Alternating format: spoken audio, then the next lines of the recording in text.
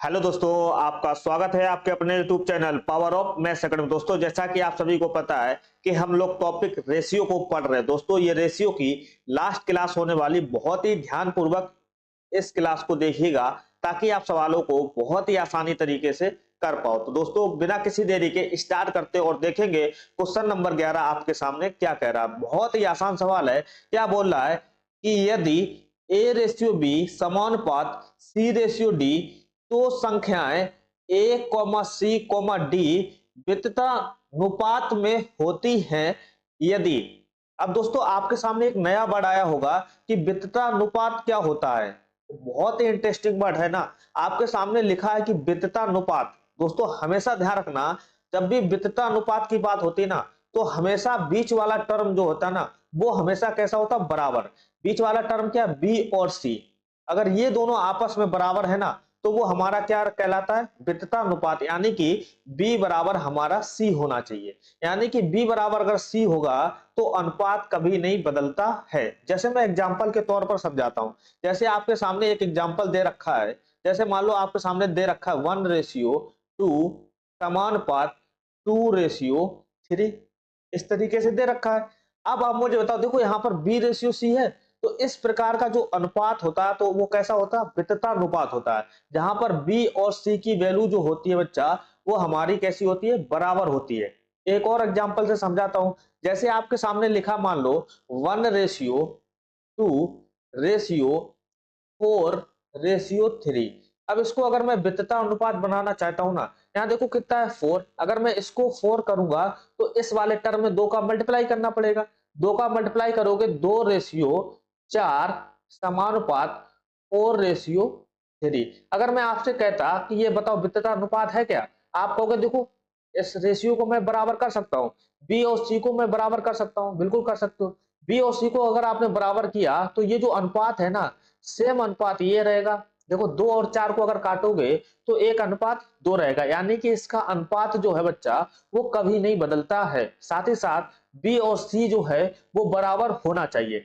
कभी भी वित्तता अनुपात की बात करेगा तो एक कंडीशन हमेशा ध्यान रखना कि बीच वाले टर्म यानी कि बी और सी जो है वो आपस में बराबर होने चाहिए। इसका मतलब option number C is the right answer. यदि आपको ना अगर वित्तता अनुपात के बारे में नहीं पता होता ना, तो आप इस सवाल को कर ही नहीं पाते।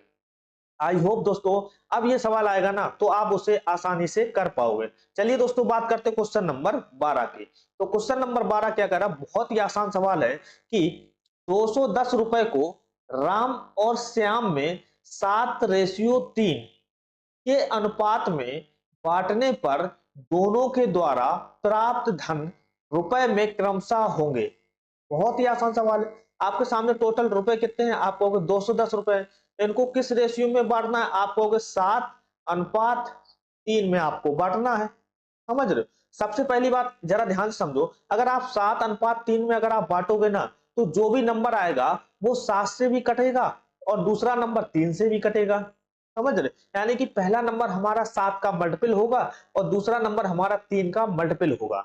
अब देखो कहां पर 7 और 3 का मल्टीपल नहीं है। अब देखो ऑप्शन नंबर डी, देखो 180 क्या कभी 7 से कटता है, आपको 7 दूनी 14, 4 40, 7 के पाले में 40 तो आता नहीं। इसका मतलब ऑप्शन नंबर डी गलत हो गया। समझिए। अब देखो ध्यान से ऑप्शन पर निगाह देखो ध्यान से। 70 जो है बच्चा वो हमारा 3 से कटना चाहिए। बिल्कुल करना चाहिए। आप देखो 70 क्या 3 से कटता है, आप कहोगे नहीं करता है। इसका मतलब ऑप्शन नंबर बी भी गलत हो गया। समझ रहे। अब एक छोटा सा दिमाग क्या लगा सकते हो आप, मुझे तो 7:3 दे रखा है, तो आप कहोगे 7 की क्वांटिटी 3 से बड़ी है। यानी कि जो भी नंबर आएगा इधर बड़ा होगा और इधर हमारा छोटा होगा। अब देखो यहाँ देखो क्या दे रखा है, 63 147। आप कहोगे इधर बड़ा दे रखा है ना, लेकिन इधर होना क्या चाहिए, छोटा होना चाहिए। इसका मतलब ऑप्शन नंबर सी भी गलत हो गया। तो ऑप्शन नंबर ए की सही होना इसकी मजबूरी हो जाती है। बहुत ही आसान सवाल है। थोड़ा सा कॉमन सेंस यूज करोगे ना तो आप सवालों को आसानी तरीके से कर पाओगे। अगर आपको बेसिक से करना तो बेसिक से कर लो। देखो 7 और रेशियो 3 दे रखा है, इन दोनों का योग कितना, 7 3 कितना होता है 10। यानी कि 10 बराबर हमको क्या दे रखा है, 210। अब एक यूनिट की वैल्यू आपको निकालनी है कितनी, 21। अब देखो 7 यूनिट की वैल्यू क्या होगी, 21 गुणे 7 करेंगे तो कितना हो जाएगा 147, और 21 गुणे 3 करेंगे तो कितना हो जाएगा, 21 63 हो जाएगा। ये दोनों की वैल्यू आ जाएगी। लेकिन आपको इतना नहीं करना है, आपको कॉमन सेंस का यूज करना है। आप बिना सॉल्व के ही सवाल को आसानी पूर्वक कर सकते हो 100% एक्यूरेसी के साथ में। आई होप आपको समझ में आया होगा। चलिए बात करते हैं क्वेश्चन नंबर 13 की। तो क्वेश्चन नंबर 13 क्या कह रहा है कि किसी शहर में पुरुषों एवं महिलाओं का जनसंख्या में अनुपात 12:13 हो, तो जनसंख्या में महिलाओं का प्रतिशत होगा। महिलाएं कहां दे रखी हैं आपको बाद में।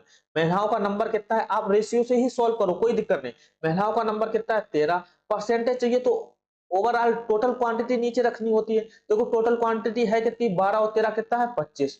आप कह रहा है कि महिलाओं का प्रतिशत कितना होगा, प्रतिशत के लिए आपको 100 का गुणा करना पड़ता है। आपको मैंने प्रतिशत में बहुत ही अच्छे से समझाया है। अब देखो काटो 25 चौको कितना होता है 100, 13 चौको करेंगे कितना आएगा 52%। कहां दे रखा आपको ऑप्शन नंबर बी में दे रखा। बहुत ही आसान सवाल है। आई होप जब भी इस टाइप के नंबर आएंगे जो आपसे पूछा जाए उसको ऊपर रखेंगे और नीचे क्या रखेंगे टोटल क्वांटिटी और परसेंटेज के लिए गुणा 100 करेंगे। आई होप आपको समझ में आया होगा। तो चलिए दोस्तों बात करते हैं क्वेश्चन नंबर 14 की। क्वेश्चन नंबर 14 क्या कह रहा है, बहुत ही आसान सवाल है कि एक परीक्षा में कक्षा ए तथा कक्षा बी के सभी छात्रों के प्राप्त अंकों का औसत क्रमशः 68.4 तथा 71.2 था। ठीक है, यदि दोनों कक्षाओं के छात्रों के प्राप्त अंकों का सम्मिलित औसत 70 हो तो कक्षा ए तथा बी के छात्रों की संख्या का अनुपात क्या है। बहुत ही आसान सवाल है, एलिगेशन इसको हम लगा सकते हैं। कैसे, जब कक्षा ग्रुप ए का कोई दे रखा और ग्रुप बी का दे रखा और दोनों का कंबाइंड औसत दे रखा ना, और उनसे पूछा जाए कि इनका अनुपात क्या होगा। बहुत ही आसान सवाल है, कुछ नहीं करना। देखो आपको क्या लिखना, 68.4 ये दे रखा, 71.2 ये दे रखा, दोनों का सम्मिलित आप बीच में लिख दो। कुछ नहीं करना, आप घटाना है आपको। कैसे घटाओगे, बड़ी संख्या में से छोटी संख्या घटाओगे। 71.2 में 70 घटाओगे कितना बचेगा 1.2। 68.4 70, 70 में से अगर आप 68.4 घटाओगे 1.6 बचेगा। आप देखो इनका अनुपातित पूछ रहा है, दशमलव से दशमलव खत्म, क्योंकि एक अंक बाद दशमलव है। काटा पीटी करोगे 4 तिया 12, 4 चौको 16, यानी कि इनका जो अनुपात होगा कक्षा ए तथा बी के छात्रों की संख्या का जो अनुपात होगा वो कितना होगा 3:4। ऑप्शन नंबर डी, क्योंकि यहाँ पर देखो ए की संख्या लिखी है और यहाँ पर बी की संख्या लिखी है, तो ए और बी का रेशियो जो होगा निकल कर आएगा वो कितना निकल कर आएगा 3.3:4 निकल कर आएगा। आपको कभी भी इस टाइप के सवाल है तो कुछ नहीं करना, दोनों का सम्मिलित ग्रुप में से आप डायरेक्ट घटाओ। 70 में से 68.4 घटाओगे, देखो यहाँ ए लिखा है और यहाँ बी लिखा है, आप क्या करोगे बीच में 70 लिखोगे, यहाँ 68.4 लिखोगे, यहाँ 71.2 लिखोगे, 71.2 लिखोगे। बस आपको कुछ नहीं करना, घटा नहीं है, बड़ी संख्या छोटी संख्या घटाओगे, फिर काटा पीटी करोगे, वही जो रेशियो निकल कर आएगा वही आपका आंसर हो जाएगा। आई होप आपको समझ में आया होगा। ये सवाल जो है ना वो एलिगेशन से अच्छी तरीके से हो जाएगा। समझ रहे हो बात को। चलिए अब बात करते हो क्वेश्चन नंबर 15 की। तो क्वेश्चन नंबर 15 क्या कह रहा है कि यदि x रेशियो y बराबर 3:4 है तब 2x plus 3y upon 3x plus 4y का मान है। कभी भी आपके सामने x अपॉन y की वैल्यू दे रखी है ना 3/4 और आपसे पूछा जाए कि 2x plus 3y upon 3x plus का 4y की वैल्यू क्या होगी। कुछ नहीं करना, x की वैल्यू आप 3 रख दो, y की वैल्यू आप 4 रख दो, आपका आंसर आ जाएगा। 3 रखोगे 3 दूनी 6 बना देगा, यहाँ पर 4 रखोगे 4 तिया 12 बना देगा, 12 6 कितना होता है आप कहोगे 18 होता है। अपॉन देखो 3 रखोगे 3 तिरका 9 बना देगा, 4 रखोगे 4 चौको 16, 16 प्लस 9 करोगे कितना होगा 25, यानी कि 2x plus 3y upon 3x plus 4y की जो वैल्यू आएगी वो कितनी आएगी 18/25। कहां दे रखा, ऑप्शन नंबर बी में दे रखा। बहुत ही आसान सवाल है, आई होप आपको समझ में आया होगा। चलिए बात करते हैं क्वेश्चन नंबर 16 की। तो क्वेश्चन नंबर 16 क्या कह रहा है कि ए बी और सी ने एक कार 2080 रुपए में किराए पर ली, ठीक है, तथा इसे क्रमशः 14 घंटे 16 घंटे तथा 22 घंटे प्रयोग में लिया। सी को कितना देना पड़ा, बात कर रहा है सी की, तो सी को कितने घंटे चलाता है आपको 22 घंटे चलाता है, ठीक है। अपॉन क्या करेंगे, देखो यहाँ टोटल की बात हो रही है तो टोटल मतलब सभी का योग करेंगे ना, 14 प्लस 16 प्लस 22 करो कितना होगा, 14 16 की बात करेंगे तो 30, 30 प्लस 22 करेंगे कितना होगा आपको 52। ये तो आ गया सी का रेशियो। आप देखो टोटल क्वांटिटी कितनी है 2080 रुपए, यानी कि बोल रहा है सी को कितना देना पड़ेगा। कुछ नहीं करना, 2080 रुपए से गुणा कर दो, अब काटा पीटी करोगे वही हमारा आंसर हो जाएगा। 13 से काटो, 13 चौको 52, देखो 13 एकम 13, 7 13 छंग 78, 160 हुआ। 4 से काटोगे 4 चौको 16, 40 हुआ।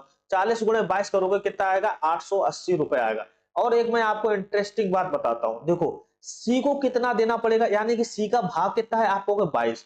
22 को अगर आप ध्यान से देखोगे बच्चा तो क्या है, 11 का मल्टीपल है, यानी कि जो भी आंसर आएगा वो 11 का मल्टीपल ही होगा। देखो 11 से ना ऑप्शन बी कटता है, ना ऑप्शन सी कटता है, ना ऑप्शन डी कटता है। ऑप्शन नंबर ए की सही होना इसकी मजबूरी हो जाती है। आई होप आपको समझ में आया होगा। बहुत ही इंटरेस्टिंग सवाल है, बस कॉमन सेंस से आप इसको बढ़ा सकते हो। चलिए बात करते हैं क्वेश्चन नंबर 17 की।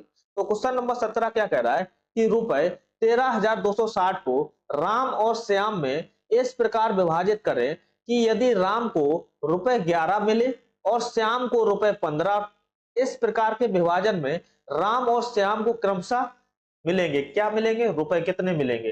देखो राम की बात करेंगे और श्याम की बात करेंगे। राम को कितने रुपए मिलेंगे, आप कहोगे 11, इनका अनुपात दे रखा है। श्याम को कितने मिलेंगे, 15, यानी कि श्याम को हमेशा ज्यादा मिलेंगे, श्याम को ज्यादा मिलेंगे। राम और श्याम को क्रमशः मिलेंगे, क्या मिलेंगे, रुपए। देखो श्याम को हमेशा ज्यादा मिलेंगे, यहाँ देखो श्याम को कम है, खत्म करो। यहाँ देखो श्याम को हमेशा ज्यादा मिलेंगे, बिल्कुल। यहाँ देखो श्याम को कम है, बिल्कुल खत्म करो। ठीक है, दो ऑप्शन तो डायरेक्ट गलत हो गए, ऐसे कि श्याम को हमको ज्यादा रुपए देने हैं। अब देखो ध्यान से, राम का जो भी मल्टीपल होगा वो 11 का मल्टीपल होगा, 11 से कटना चाहिए। देखो ध्यान से, 11 से क्या कभी 5100 कटता है, आप कहोगे नहीं कटता है, बिल्कुल गलत। देखो 5610 कटता है 11 से, 11 पचे 55, एक बचेगा, 11 एकम 11, बिल्कुल कट जाता है। वैसे भी तीन ऑप्शन जब गलत हो गए तो ऑप्शन नंबर बी की सही होना इसकी मजबूरी हो जाती है, आपको कुछ भी करने की जरूरत नहीं है। देखो अगर आपको बेसिक से करना है, क्या करोगे, 11 15 करोगे कितना होगा, 26। 26 बराबर रखोगे 1 3 2 6 0, आप एक बराबर निकालोगे, उसके बाद में आप 11 का मल्टीपल करोगे, 11 से गुणा करोगे, जो भी एक की यूनिट आएगी, जो भी एक की यूनिट आएगी वो 15 से गुणा करोगे, तब जाके आपका आंसर आएगा। और आंसर जो आएगा वो ऑप्शन नंबर बी ही होगा, इसके अलावा कुछ नहीं हो सकता है। आई होप आपको समझ में आया होगा। तो चलिए दोस्तों बात करते हैं क्वेश्चन नंबर 18 की। बहुत ही आसान सवाल है, क्या कह रहा है कि 1200 रुपए को ए, बी और सी में इस प्रकार बांटा गया है कि ए का भाग बी से 200 रुपए अधिक है और सी से 200 रुपए कम है, तो बी का भाग है। बहुत ही आसान सवाल है।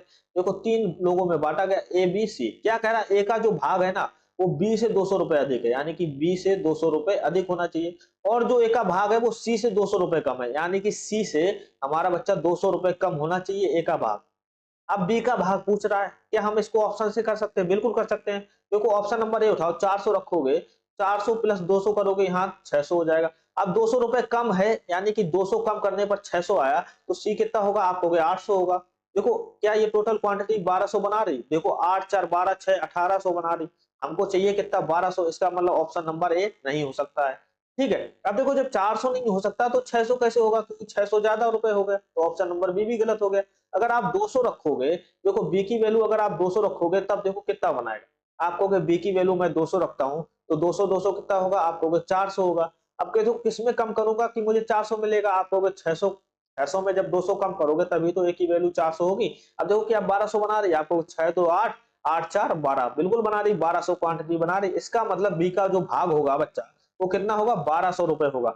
आई होप दोस्तों आपको समझ में आया होगा। दोस्तों ये था लास्ट सवाल। दोस्तों आज से रेशियो हो गया खत्म। आई होप आपको बहुत ही अच्छे से समझ में आया होगा। अब आप रेशियो के सारे सवाल कर पाओगे बहुत ही आसानी भाषा में इस बुक के। तो दोस्तों आई होप अगर आपको ये सेशन पसंद आया हो तो प्लीज लाइक शेयर और सब्सक्राइब जरूर कर देना। चलिए दोस्तों मिलते हैं फिर नेक्स्ट टॉपिक के साथ, तब तक के लिए दोस्तों जय हिंद दोस्तों।